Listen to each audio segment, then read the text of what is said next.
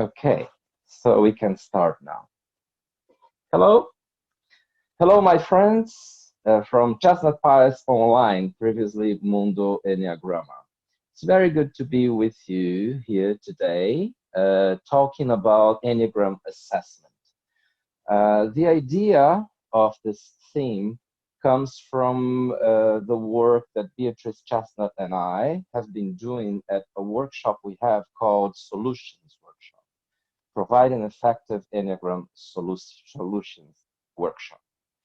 So at this workshop, we spent 5 days talking about two things, Enneagram typing and Enneagram assessment. Actually, we spent a day and a half talking about typing and 3 days and a half talking about assessment. And when we created this workshop, and we've been creating it for over a year now, and then we taught it first time earlier this year in London, San Francisco, and Sao Paulo.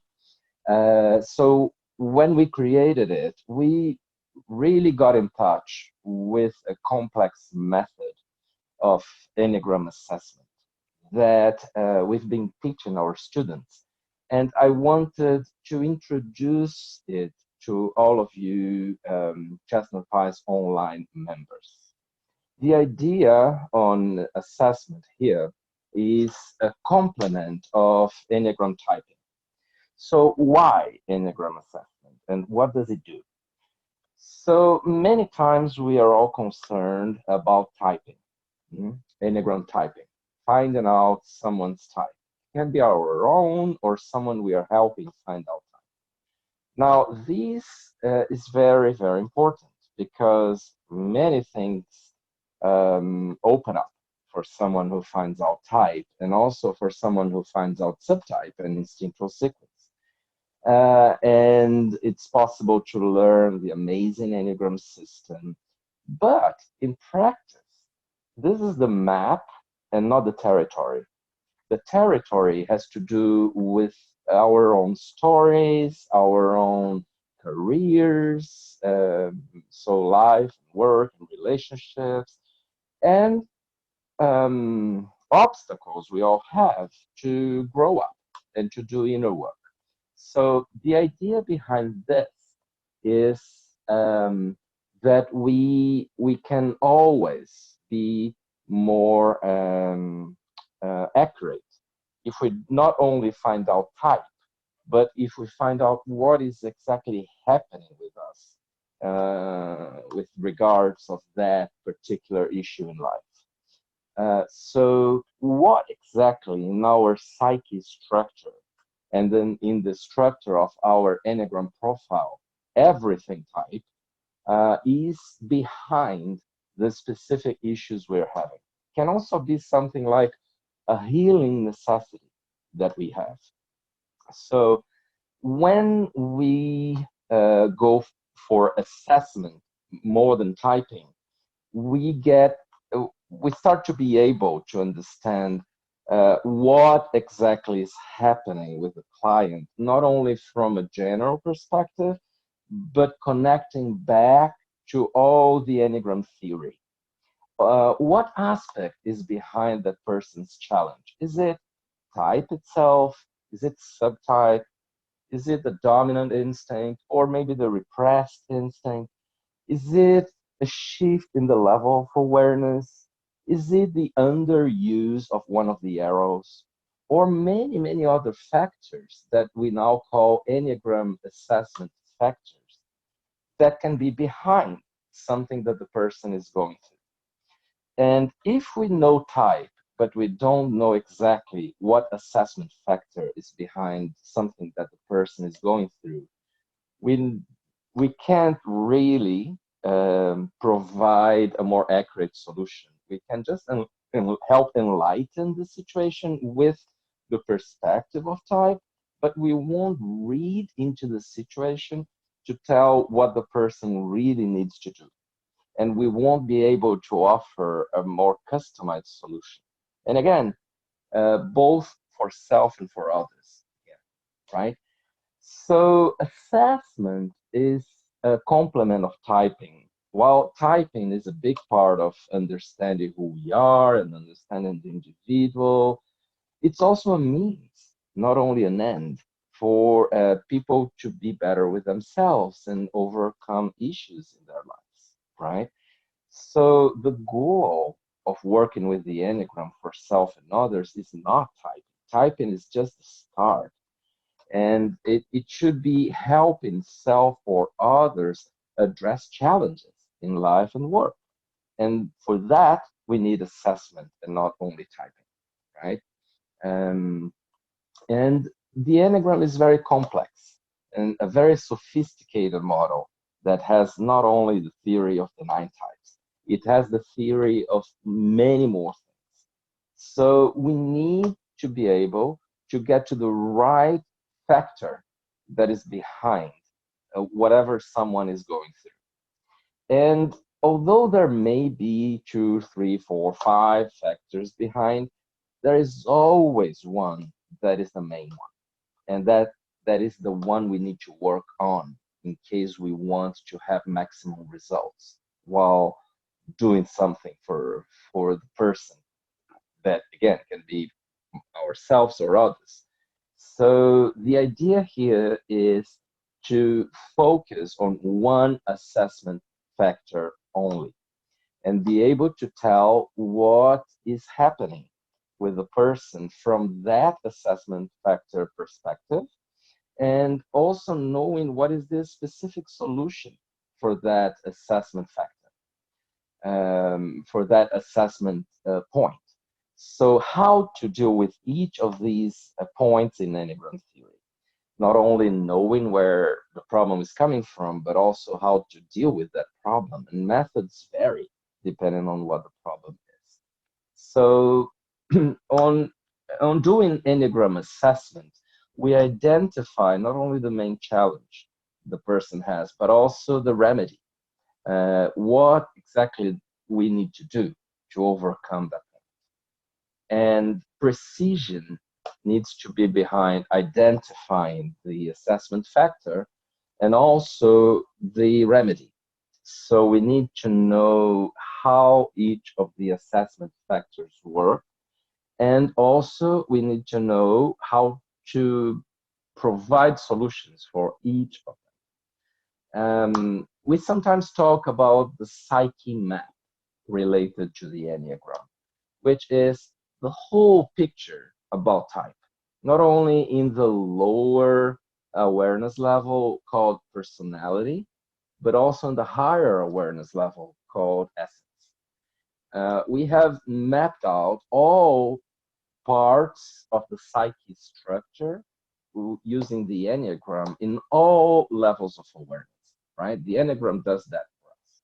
And then we have nuances that are actually not details. They are very, very important, like the subtypes, the instinctual sequence, not only the dominant instinct, and so on.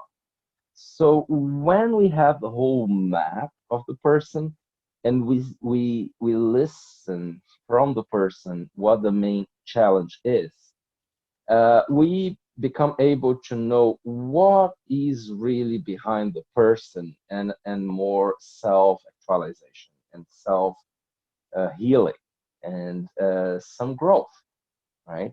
So in order to do a good job, we need to consider as many assessment factors as possible, bring like respecting the complexity of the Enneagram system.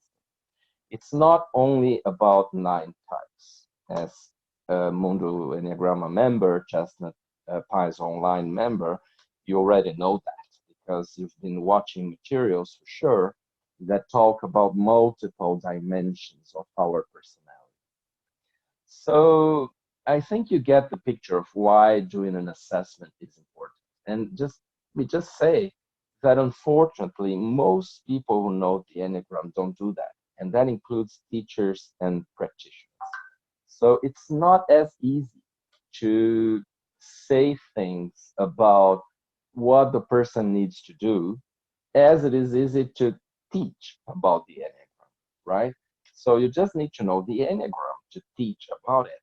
But in order to say precisely what the person needs to do, you need to listen from the person, you need to know the Enneagram, and you also need to identify the correct assessment factor.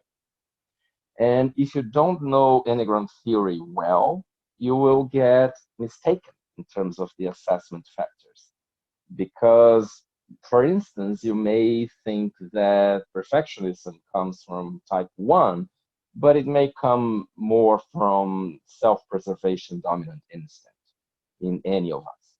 So, yeah, so you get the picture, as I was saying. So, the benefits are multiple of doing Enneagram assessment. And I want to go on and just share with you a few of the Chestnut assessment factors, just so that we can give better examples and just talk about how we do this work, at least in this introductory talk about it. So one of our assessment factors we call underuse of one of the arrows.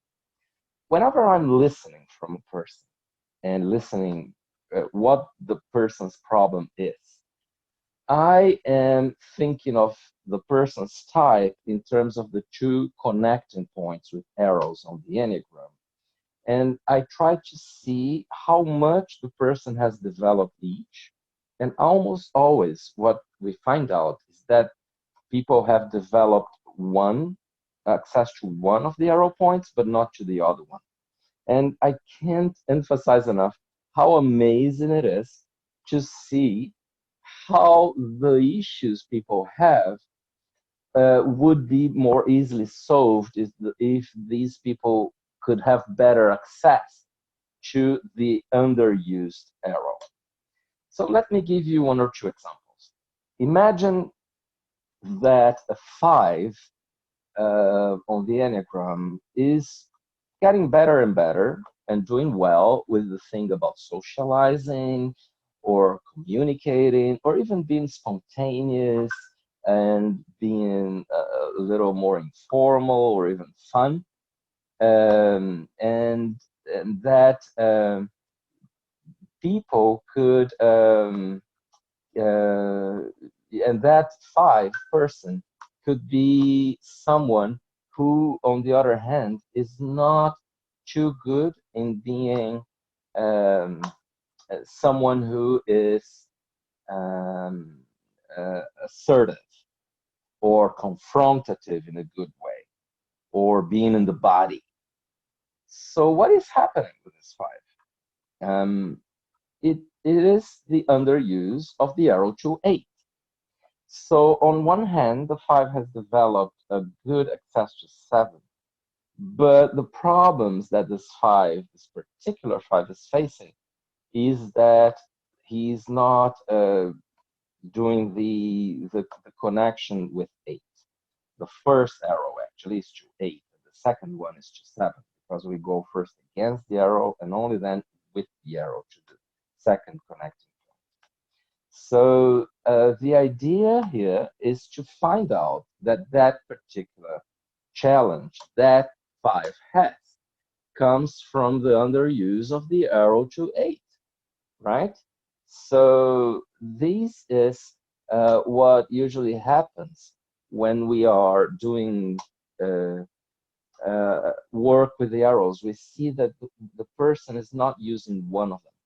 Another example would be that the person is doing a lot of work on, imagine another type. Let's talk about a 9. The 9 is doing a lot of work on self-promoting, on feeling important, and sharing with others how important they are, focusing a little more on themselves, and being more present to oneself. But the 9 still is not being able to say no, to go against, or to think differently from other people. And then what's happening is that 9 person is having access to the arrow to 3, but not to the arrow to 6. which is the second arrow. We teach that it's important to go to the first arrow against the arrow in order to go to the second arrow with the arrow and be able to stay there and really sustain oneself there. That's the second case here in our explanation. So this is the first assessment factor, the underuse of one of the arrows. Now, it could be, on the other hand, a problem coming from the dominant instinct. Imagine that a type 7 person is being seen as being very aggressive, very confrontative, or someone who is extra competitive at a certain moment in life. Where is this coming from? Because most of the time, 7s are not like that. Well, it can very well be something that's coming from a sexual dominant instinct. And more than the sexual 7 subtype, sexual instinct as a whole tends to be more so, like more competitive, more intense, and so on. So is it the problem that someone is going through? Or maybe a sexual repressed type 4 is not being very bold, is not really being in touch with the capacity to go ahead in life, or that person is not showing, ambition of different in different ways. That might be because this 4 person has a sexual repressed instinct, and not because the person is a 4 at all. We don't see many 4s that suffer from this kind of problem. So what is it? We might get puzzled. Like, this person is going through this, but she's a 4. What's happening? And actually, it's not about being a 4, but about having sexual repressed instinct. So is it a problem coming from the dominant or the repressed instinct? Or is it a subtype manifestation? Like, if you get a self-pressed 4, you will see that there are very specific challenges that, if you don't understand someone like a self-pressed 4 exists, then you won't know. You won't know what to do. The idea here is to understand each of the 27 subtypes. So imagine that the person who's a self-pressed 4 is not being in touch enough with the pain that she's feeling, both physically or emotionally, or in a problem in a relationship. And imagine that that person is even, having to narcotize a little bit of the pain by doing other things. Imagine drinking, or, just working too hard. So if you don't know that all of this is a tendency for self-pressed 4s, you won't know what to do. You won't know how important it is to work on the subtype level with that person. The masochistic side, the excessively stoic side of self-pressed 4s, and also putting oneself in risk, not complaining enough, which is the opposite at times from a social 4 or a sexual 4, right? So sometimes the issue is on the subtype level and not on the dominant instinct or the repressed instinct or on the underuse of one of the arrows. And sometimes it's a little bit of 2 or 3 of these factors, but there is always a main one. Which one is the main one? In that last case, it's the self-preservation for subtype, right? Now, there are many other assessment factors, and some of them are more complex and sophisticated. So let's give you some examples. Let me give you some examples. So we many times talk about growth in terms of overcoming personality or going beyond personality towards essence, and doing psychological work to heal and to relax down the personality differences, right? That's the default. And it is indeed the default. However, a few times there is a need to go a step back first and to structure ego, structure personality, and not to make it more flexible or to get rid of it. So the idea here is to understand when the there is this need for a step back. And I'll give you two examples that relate to two different assessment factors that we have. So one necessity of ego structuring is when the person has done a lot of inner work and has changed, but changed too much, and now it's difficult to be functional in life.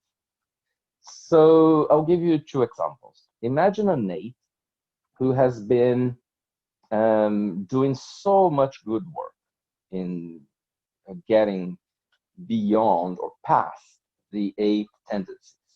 Like this person is now very soft, gentle, harmless, and speaks in a low voice, is very aware of the impact on others, and is now more in touch with the body as it is and not trying to be larger than life.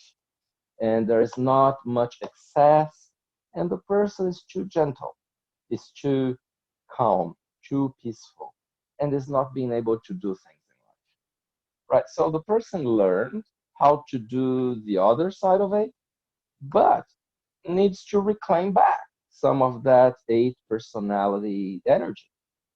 And this is ego structuring in terms of reclaiming a little bit of the personality back.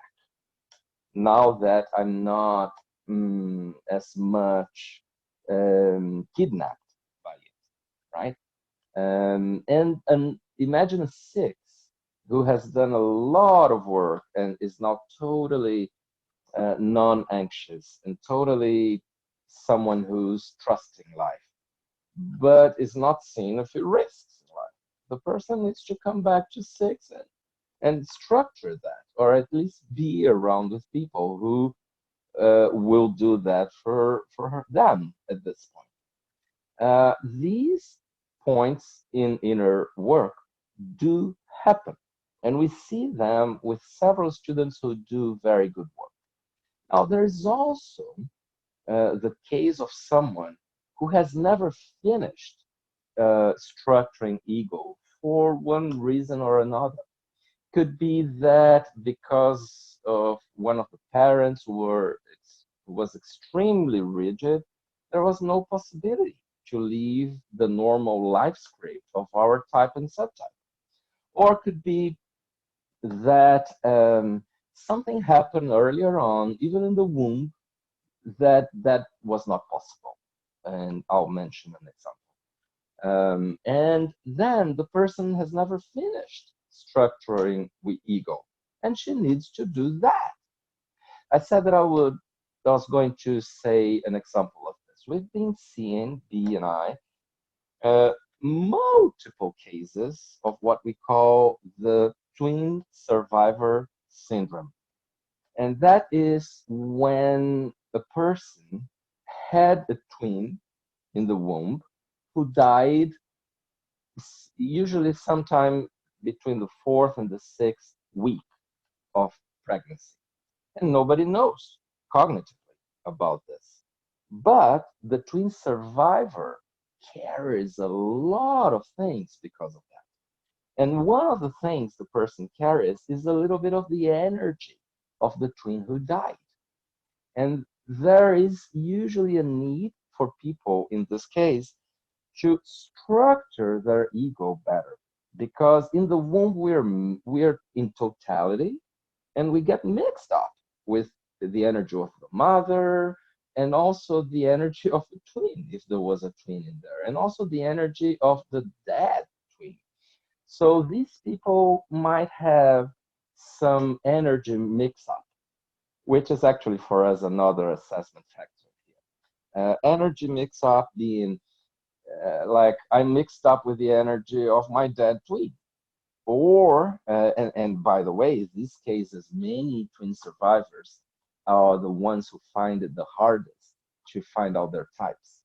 Perhaps because they're mixed up with a twin's type, which is not the same. Mhm. And we've been seeing that in almost all groups that we go teach, because one of the most prolific authors on twin survivor syndrome says that it's 10% of the world's population. I don't know if it's that much, but it's a lot.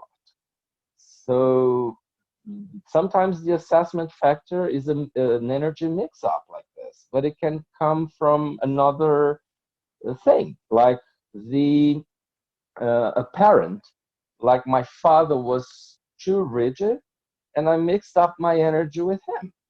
And this has to do with being more like him, and I'm carrying his energy. Or my mother had a trauma, and I tried to help her unconsciously, and then I mixed up my energy with her.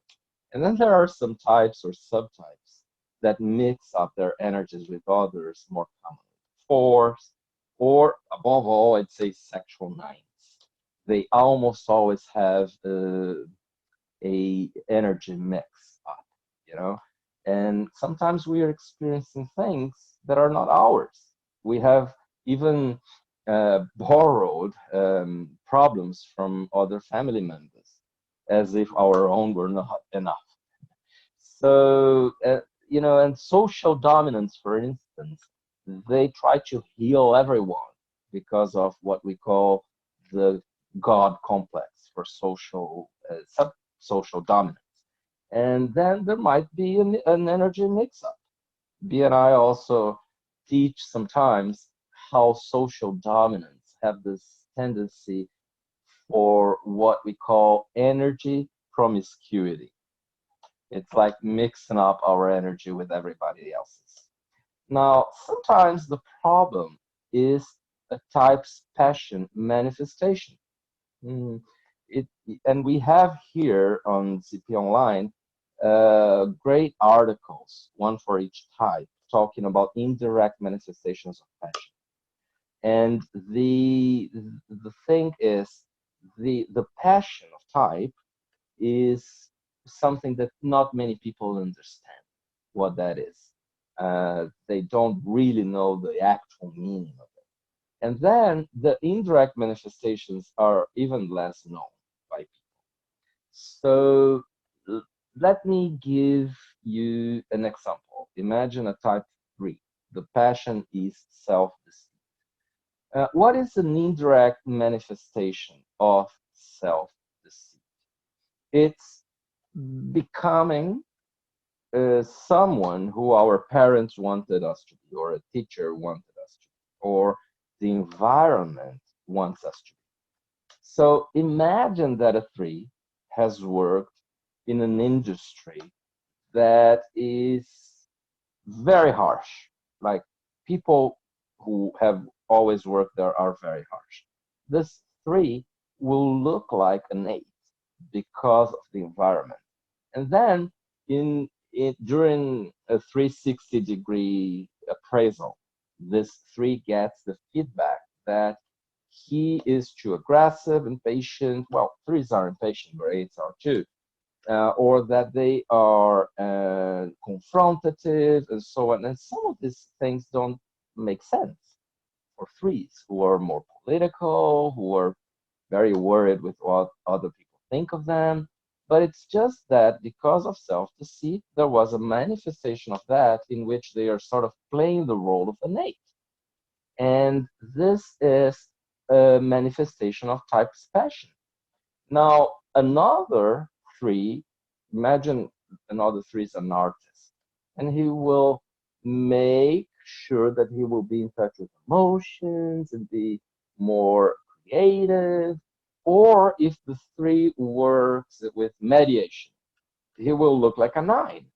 And so that is something that comes from that particular manifestation of self-deceit or the 3's passion.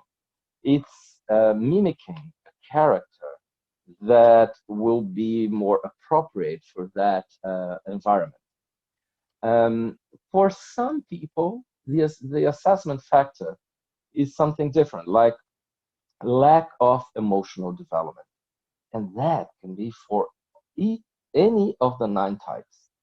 The idea here is to do more emotional development, to go beyond the more basic use of the heart.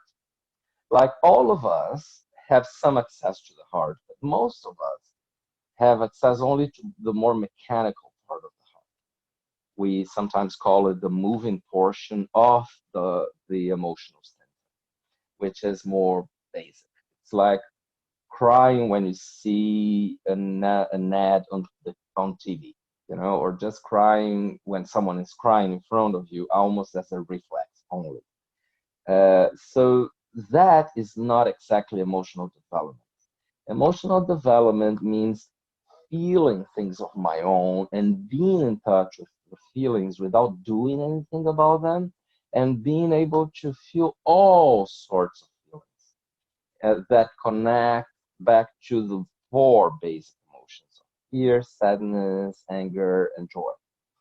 So having a more fulfilling emotional life means having more free access to all feelings and all emotions. So if someone doesn't have it, it doesn't matter what the person's type is. She will lack empathy, she will be sometimes extra mental, or she won't be a good leader when it comes to really understanding people.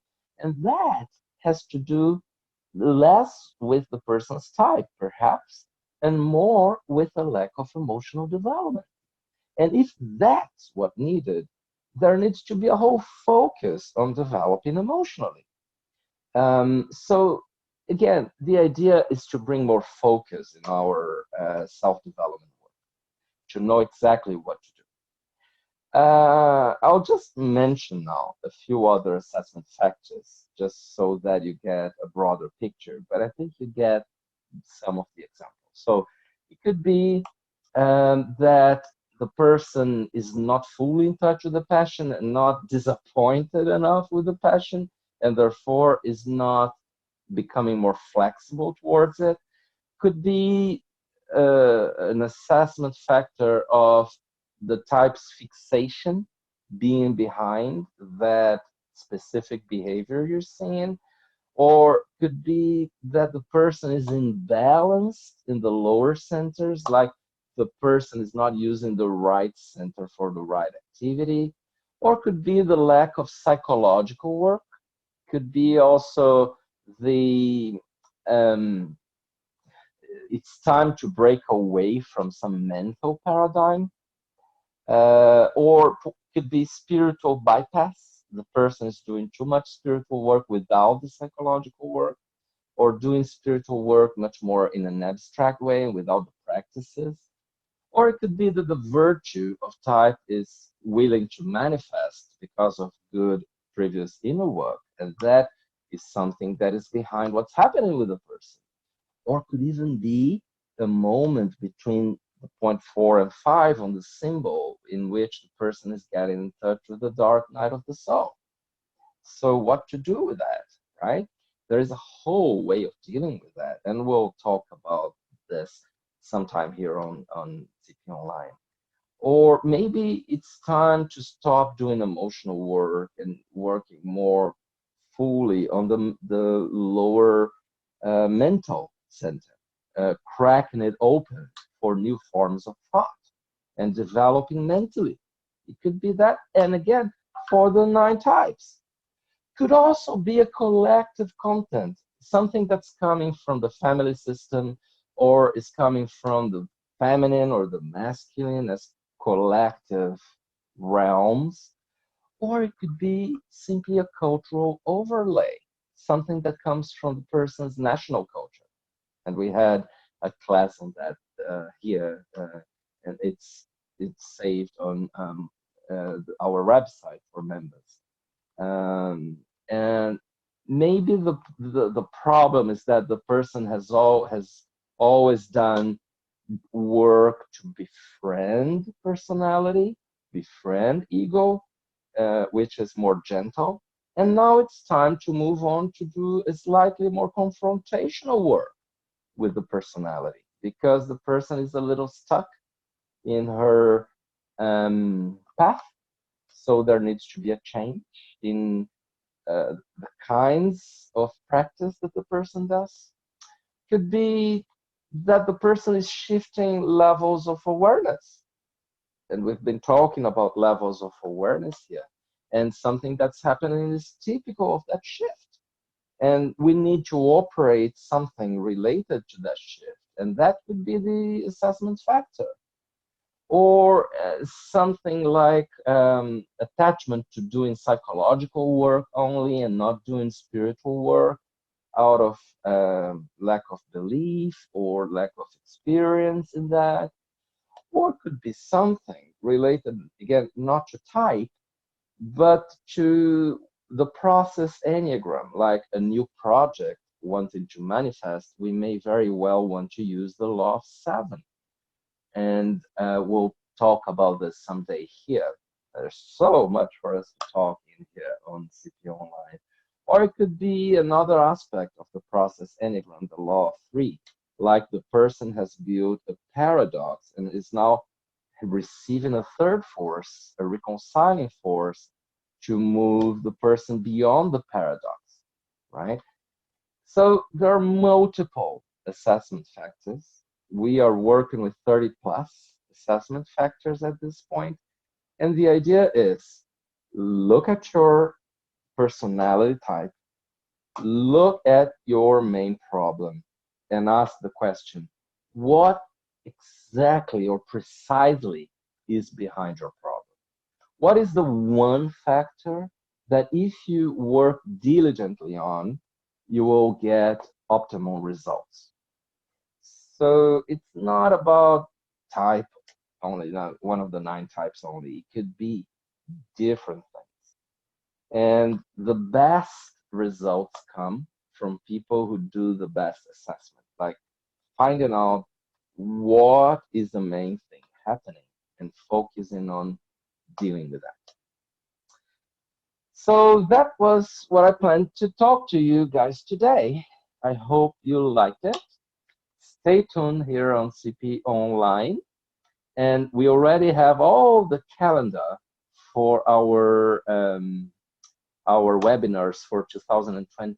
This has been recorded. This one has been recorded in December 2019. And stay tuned, and you will soon know what we are going to talk about next year. Okay. Thank you, everybody. Bye bye.